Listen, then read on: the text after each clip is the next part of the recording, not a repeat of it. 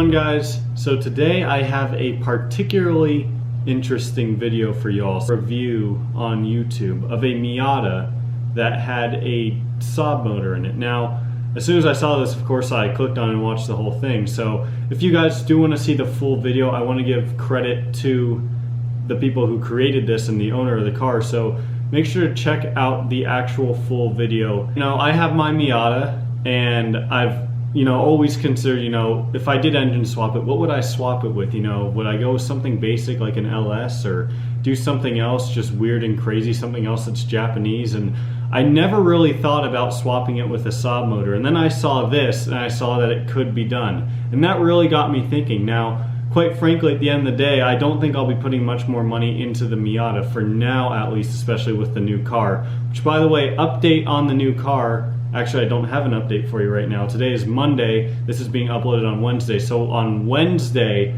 I should have an update for you guys. So check the pinned comment of this video for whatever update there is.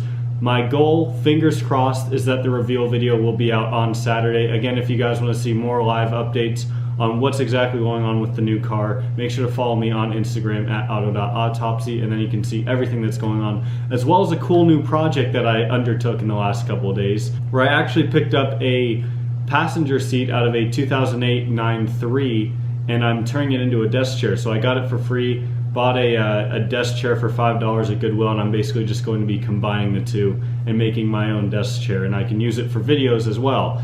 So not sure how that's going to turn out, but definitely follow me on Instagram and I'll be posting updates on that as well.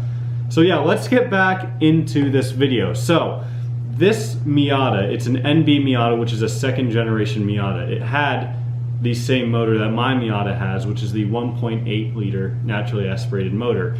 Now, anyone that has driven a Miata or knows anything about Miatas knows that they are not fast from factory. They are built for fun, they are built to take turns well, they are not built to run 10-second quarter miles. Many people want something that's faster and still handles as well, so that's why so many people engine swap these cars, and this is the first time that I have seen one that has a Saab motor in it. So this has a 2.3 liter Saab motor in it. As I mentioned, it's either the B234 or the B235. And according to the owner, it's been tuned and modified a bit, and it makes 300 horsepower, and he's hoping for more. Now that is on 12 PSI of boost. So you think Saabs, especially all Saabs that had these two motors, any Saab that had a 2.3 liter motor in it was front wheel drive, but Miatas are rear wheel drive. So what he did was he took a different gearbox out of a non-Saab that actually paired up perfectly with a Saab gearbox, and then did a bunch of other work to the diff and everything else. So it is rear wheel drive, which is pretty cool. I've always wondered what a rear wheel drive Saab would drive like and handle like.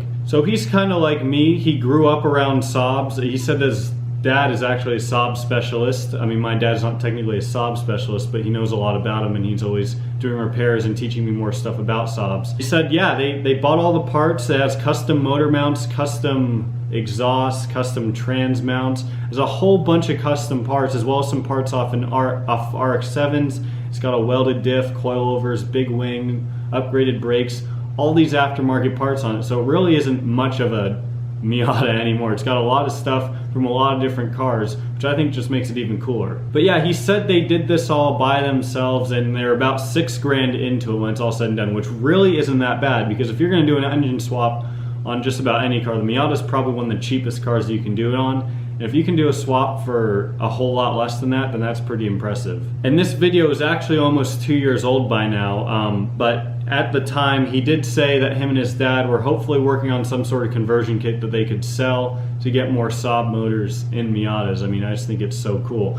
And this car, as you can see from the few pictures I've shown, I'm not trying to show too much of it because I don't want to, piss these people off for taking their hard work. But now this Miata actually started life as a drift car, and from what I heard, he is going to drift it with this new motor. Now that's going to be interesting. So yeah, it does make 300 horsepower. Now I did hear that that was at the wheels, but I also heard that it was at the crank. So I'm not sure which, but either way, 300 horsepower in a car as light as the Miata is pretty dang cool, especially when it's coming from a Saab motor. So he did say that it also does spin the tires quite a lot, up to about 50 miles an hour, which is pretty cool, and it looks like it pulls pretty dang hard. I mean, they put a few exhaust clips in there, some pulls, and that turbo just sounds absolutely beautiful. Sorry for not showing a whole lot of footage or pictures throughout this video. I just don't want to take their footage and stuff and use it in my own video. I feel like I'd be kind of pissed off if someone did that to me. So yeah, as I said, my Miata is not going to be getting a whole lot of love with this new car coming in.